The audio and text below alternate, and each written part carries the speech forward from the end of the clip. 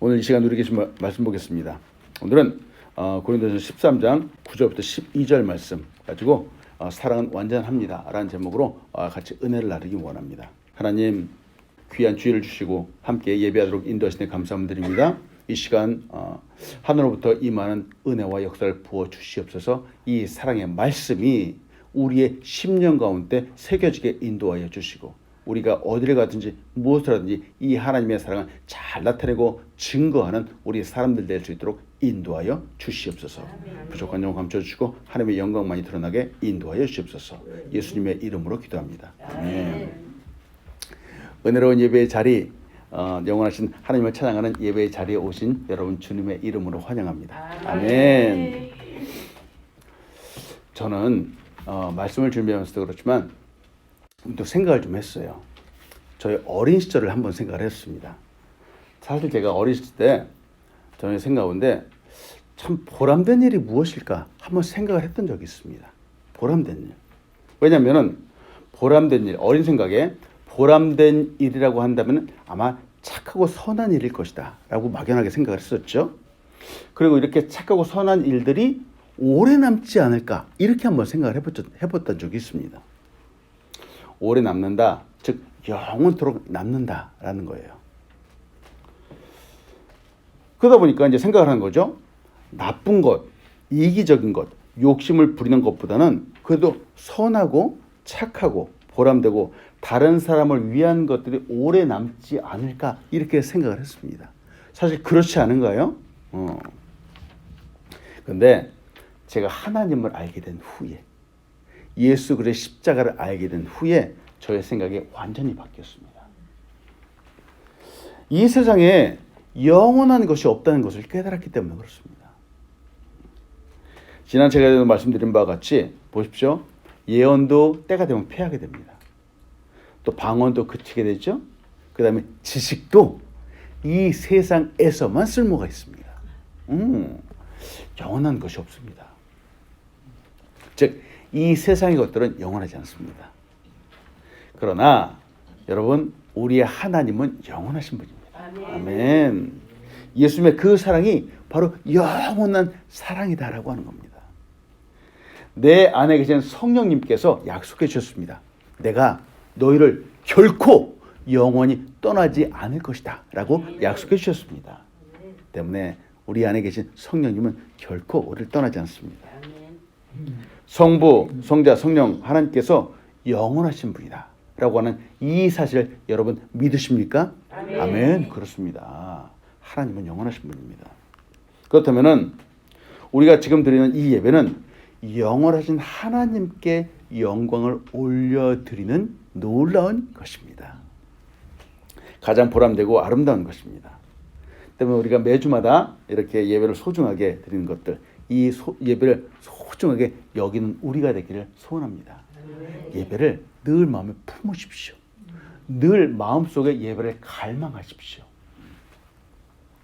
나의 최고의 정성과 마음을 모아서 예배하는 겁니다. 우리 인생에서 예배를 이 세상의 그 다른 무엇과 비교하지 마십시오. 이 세상에 영원하지 않은 것과 이 예배를 비교하지 마십시오. 오늘도 영원하신 하나님께 영광 올려드리는 우리 한 사람 한 사람 되기를 축원합니다. 아멘. 자, 말씀을 들어가면서 여러분과 나누고 싶은 것은 99%로는 완성이라고 말할 수 없다라고 하는 겁니다. 사실이죠. 99%. 많은 사람들이 열심히 일을 하기도 합니다. 열심히 노력을 합니다. 근데 보십시오. 99%까지 딱 하고 나서 나는 이제 더 이상 못하겠어 라고 멈출 때가 있습니다. 사람들이. 근데 99%는 완성이 아닙니다. 물론 매우 놀라운 성과이죠. 근데 완벽하다고 말할 수 없습니다. 과거 어린 시절에 우리 시험 볼 때도 그렇지 않습니까? 시험 볼 때 90점을 맞았다. 높은 점수예요. 95점 맞았다. 그러면 아주 입꼬리가 막 찢어지죠? 99점 맞는 경우도 있습니다. 근데 90점 이상이면 우등상을 탈 수 있는 건 사실인데 99점은 항상 100점에 밀립니다. 100점 맞은 사람보다 99점은 2등이 될 수밖에 없어요.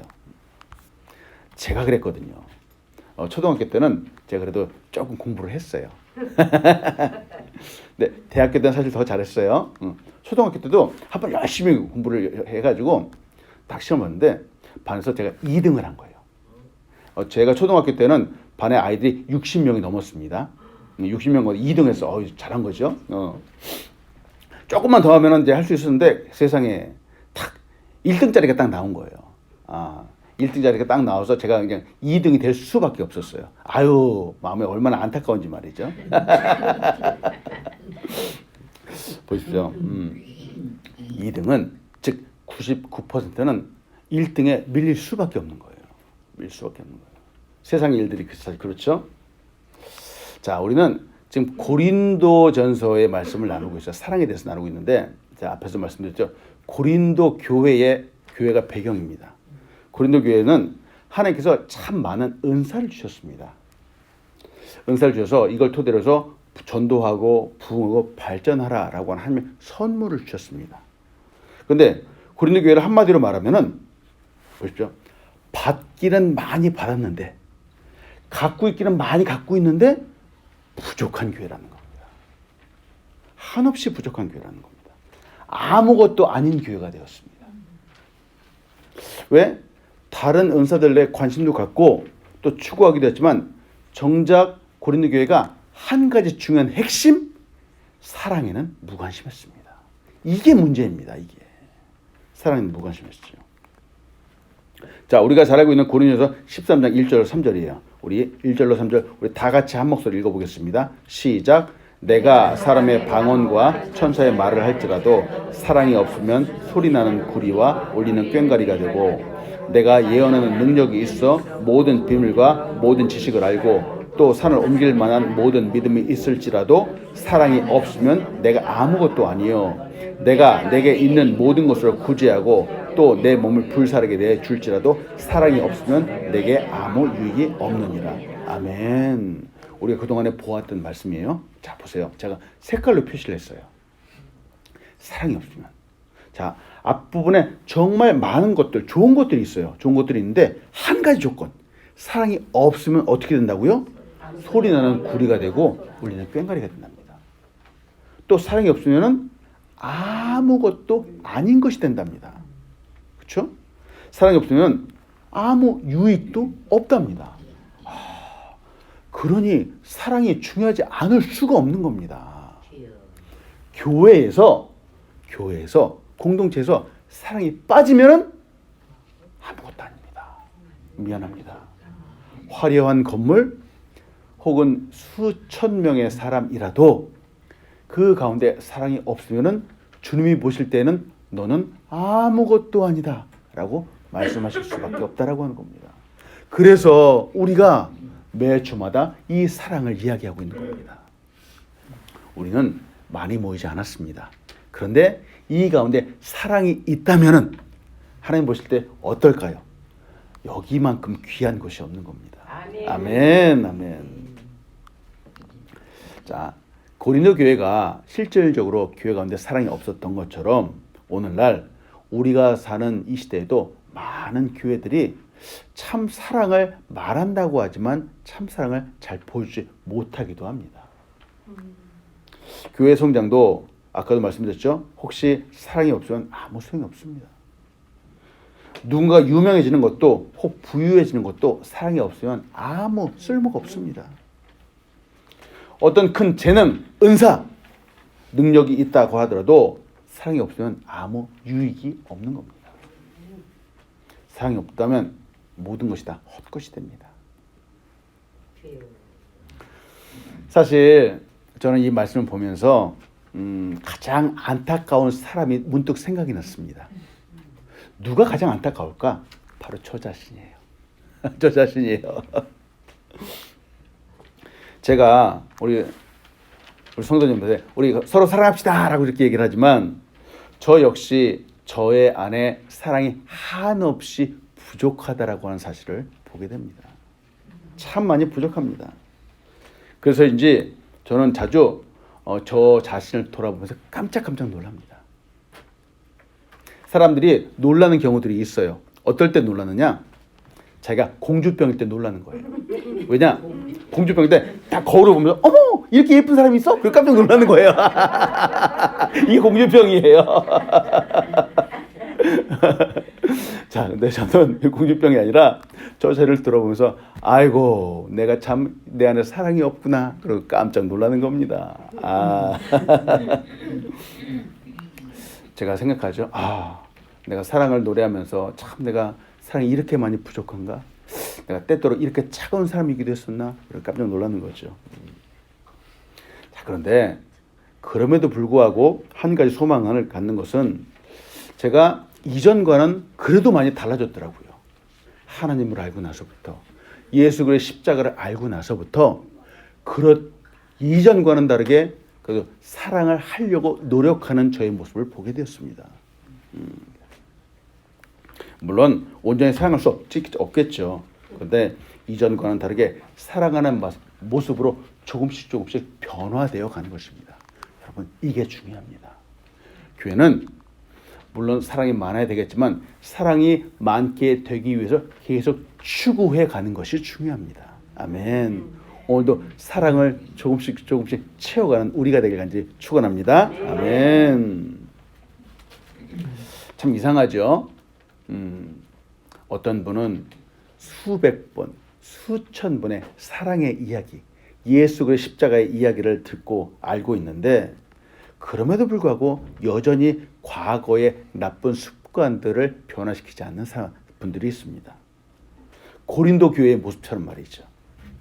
말씀에서처럼 교회뿐만 아니라 우리의 삶에도 우리의 믿음에도 사랑이 없다라고 하면 아무것도 아니다라고 하는 것이죠.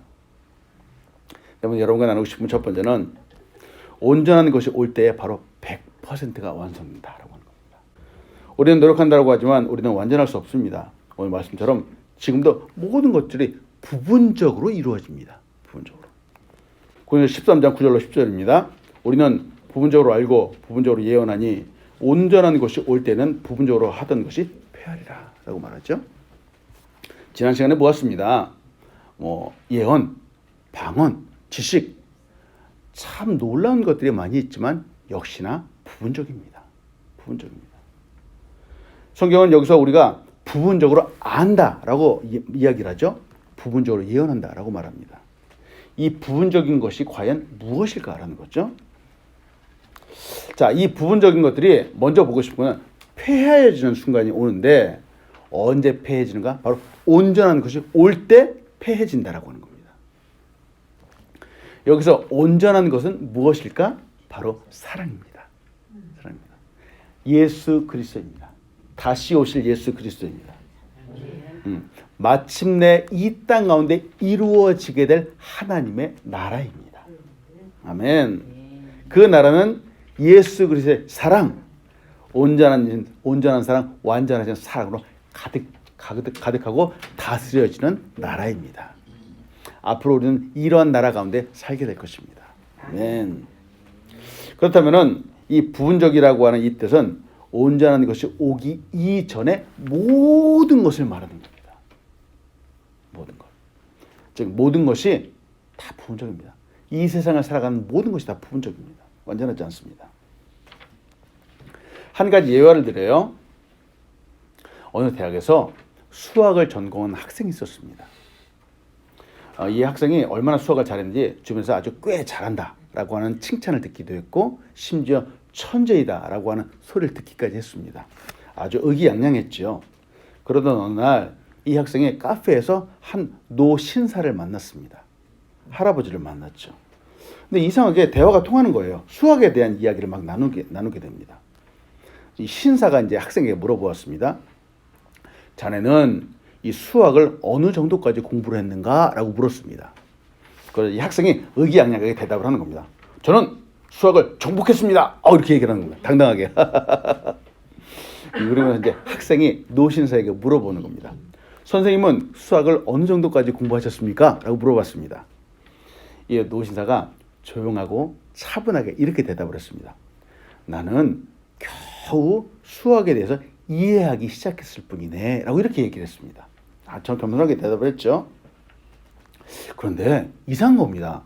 대화가 조금 더 계속 진행될수록 이 노신사가 수학에 대한 지식이 남다르다는 것이 느껴지기 시작한 겁니다. 아주 특별하고 비범하고 심지어 탁월하기까지 한 모습을 딱 보게 되는 겁니다. 학생에 의해서 질문을 한 겁니다. 아니 선생님, 저 선생님 누구십니까? 제가 수학을 이렇게 많이 안다고 그러는데 선생님의 답변이나 대답이 놀랍습니다. 이렇게 얘기를 하는 겁니다. 그러면서 이 신사가 나의 이름은 화이트 헤드일세라고 이렇게 얘기를 하는 겁니다. 바로 이 사람입니다. 알프레드 노스 화이트헤드. 실제로 있는 분이에요. 이분은 세계적인 철학자이고 세계적인 수학자입니다. 수학을 세계에서 가장 잘하는 사람이다 라고도 말할 수 있습니다. 이분이 얘기를 한 거예요. 나는 겨우 수학에 대해서 이제 조금 이해했을 뿐이네 라고 이렇게 겸손하게 얘기를 해줬다는 겁니다. 이분은 20세기를 대표하는 철학자입니다. 이 이름을 딱 듣자마자 이 학생은 아무 말도 할 수 없었습니다. 바로 수학의 대가 앞에서 자기가 어깨를 이렇게 빡 하고 고개를 뻣뻣이 세웠다라고 하는 것이죠. 더구나 이 대가가 나는 이제 수학에 대해서 이제 조금 이해하기 시작했다라고 이렇게 겸손하게 말했으니 참 이 학생은 자기 한 말이 부끄럽게 짝이 없는 겁니다. 자, 고린도 교회 성도들의 모습이 바로 이와 같다라고 하는 겁니다. 고린도 교회 성도들의 모습이. 저들이 예언을 한다고 했지만, 저들이 방언을 한다고 했지만, 저들이 많은 지식을 갖고 있다라고 했지만 온전한 것에 비해서 아무것도 아닙니다. 아무것도 아닙니다. 그 조그만 부족한 예언과 방언과 지식을 갖고 마치 자기들이 기독교의 모든 것을 다 아는 것인 양 그런 모습을 보여주었던 교회가 바로 고린도 교회입니다. 자, 여러분, 우리는 그렇게 하면 안 됩니다. 간혹가다 그런 말들이 있죠. 바닷가에 가보지 않은 사람과 바닷가에 간 사람과 둘이 서로 언쟁을 벌였으나 바다가 어떻게 생겼는가 이야기를 합니다. 그럼 누가 이기죠? 바닷가에 가보지 않은 사람이 이깁니다. 바닷가 모래사장도 한번 가보지 않은 사람이 바다에 대해서 아주 구구절창하게 설명을 하는 겁니다. 바로 이 부분이죠. 작은 시냇물을 보고는 바다가 어떻다라고 이렇게 얘기하는 겁니다. 불완전한 것은 완전한 것이 올 때 물러날 수밖에 없습니다. 미숙했던 것은 성숙한 것이 올 때 당연히 고개를 숙일 수밖에 없는 겁니다. 과거에는 집안의 어둠을 밝힐 때 촛불이나 횃불을 사용했습니다. 근데 전기가 발명되고 또 전등이 나오자 촛불과 횃불은 이제 안방에서 물러날 수밖에 없는 겁니다. 말이 끄는 마차도 그렇죠. 마차도 기차가 발명되고 나서 이제 역사의 뒤안길로 물러났죠. 또 기차는 자동차에 밀리게 되고 자동차는 비행기에 밀리게 되었습니다. 보십시오. 온전한 것이라고 하는 것이 올 때마다 이 우리의 과거의 것들은 한 칸씩 한씩 물러나고 그 부족함이 여지없이 드러나게 되는 겁니다. 구약시대에는 하나님께서 진리를 부분적으로 계시해 주셨습니다. 바로 그 방법이 우리가 보았던 예언이었고 방언이었고 지식이었습니다. 하나님의 꿈과 환상을 통해서 우리에게 보여주시기도 했죠. 천둥 소리와 같았던 하나님의 음성들이 사람들에게 들려주기도 했습니다. 앞으로 장차 메시아가 올 것이다 라고 했습니다. 보십시오. 그때 당시에는 구약시대에는 하나님이 말씀을 통해서도 그렇고 예언을 통해서도 메시아가 올 것이다 라고 하는 것을 부분적으로 아주 조금 알고 있었죠. 그래도 믿음을 갖고 있었죠. 근데 2000년 전에 예수님께서 이 땅 가운데 오셨습니다. 때가 찼고 마침내 예수 그리스도께서 이 땅 가운데 오셨죠. 하나님의 모든 것, 특히 하나님의 그 크신 사랑, 하나님의 그 완전한 사랑을 바로 사람들에게 부어주셨습니다. 십자가의 죽으심으로 하나님의 그 놀라운 사랑을 확증해 주셨습니다. 우리가 아침에 암송했던 말씀입니다. 로마서 5장 8절. 우리가 아직 죄인 되었을 때에 그리스도께서 우리를 위하여 죽으심으로 하나님께서 우리에 대한 자기의 사랑을 확증하셨습니다. 자, 그 이전에는 우리가 조금씩 알고 있었어요. 조금씩 알고 있는데 그 그리스도 온전한 사랑이 오셔서 십자가에 죽으심으로 하나님의 사랑이 이런 것이라구나 하고 입증해 주셨다라고 하는 거예요. 놀랍습니다. 놀랍습니다. 우리는 이 사랑을 알고 있고 우리는 이 사랑을 이미 받은 사람들입니다. 아멘. 아멘. 예수 그리스도로 말미암아서 그 십자가로 말미암아서 받은 사람들이다라고 하는 것이죠. 문제는 우리는 잘 알고 있는데 이 세상은 하나님의 사랑을 아직 알지 못한다라고 하는 겁니다. 하나님의 사랑을 알지 못한다라고 하는 것이죠. 온전한 사랑이 무엇인지 참 사랑이 무엇인지 알지 못합니다. 그런데 이 온전한 사랑, 참 사랑을 온 세상에 다 알게 되는 때가 옵니다. 때가 옵니다. 하박국서 2장 3절입니다. 이 묵시는 정한 때가 있나니 그 종말이 속히 이르겠고 혹시 거짓되지 아니하리라. 비록 더될지라도 기다리라. 지체되지 않고 반드시 응하리라. 여기서 말하는 묵시라고 하는 것은 바로 계시를 말하는 거예요. 예언을 말하는 겁니다. 근데 하나님 말씀은 반드시 응하고 바로 그 때가 온다는 거예요. 자, 이 때가 되면은 다시 오실 예수 그리스도가 오게 되면 어떻게 되는가? 하박국 2장 14절입니다. 자, 우리 같이 한번 읽어보겠습니다. 시작. 이는 물이 바다를 덮은 것 같이 여호와의 영광을 인정하는 것이 세상에 가득합니다. 아멘. 보십시오. 지금은 세상 사람들이 하나님의 사랑도 모르고 인정하지도 않고 있지만 보십시오. 하나님 말씀 보십시오.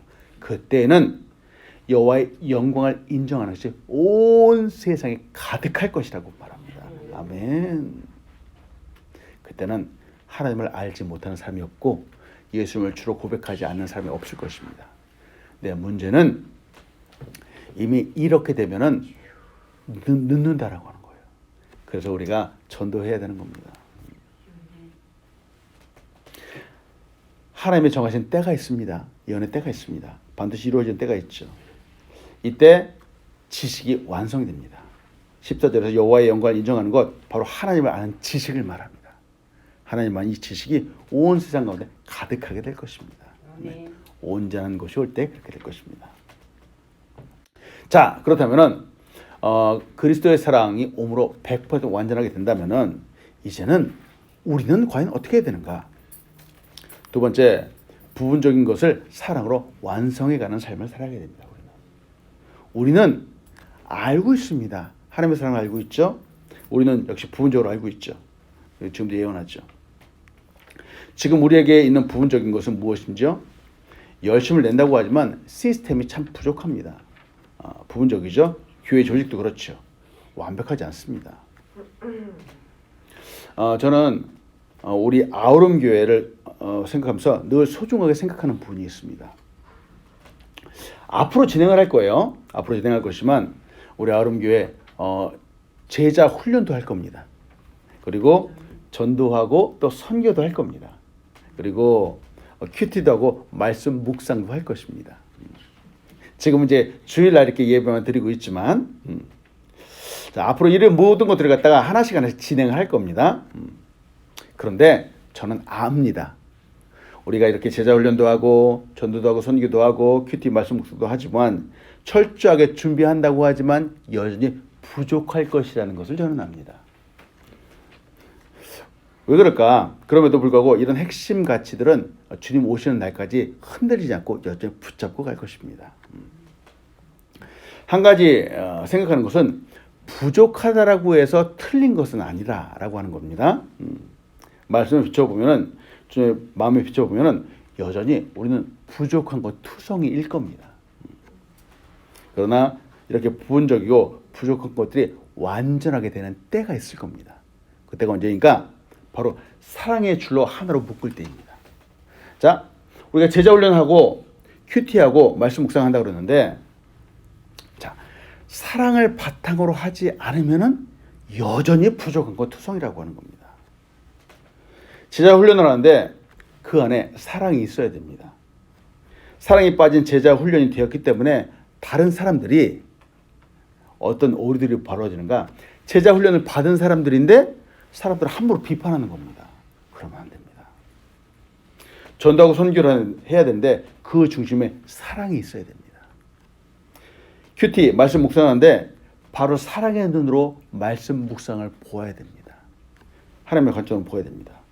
성경 공부를 할 때도 바로 성경의 사랑의 지식으로 보아야 됩니다. 저는 참 이상한 부분들을 좀 보게 되는데요. 이상하죠. 누구는 성경 공부를 참 많이 했어요.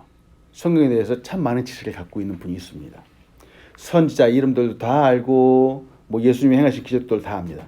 그런데 그렇게 많이 성경 공부를 하고 말씀을 많이 보았다라고 하는 분이 이상하게 사람들을 볼 때 함부로 막 비판을 하는 겁니다. 참 안타깝습니다. 여러분, 이유가 무엇일까? 왜 그렇게 수없이 많은 지식들을 갖고 있는데 사람들을 볼 때 함부로 정죄하고 비판하게 되는 것일까? 이유가 뭘까요? 사랑이 없기 때문에 그런 겁니다. 사랑이 없기 때문에 그런 겁니다. 그래서 사랑을 강조하고 또 강조하는 겁니다.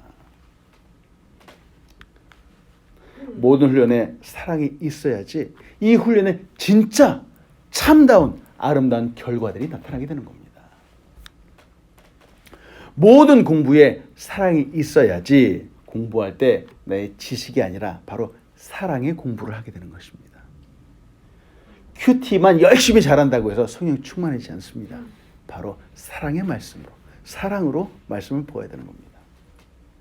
다시 말씀드립니다. 사랑이 없으면 아무것도 아닙니다.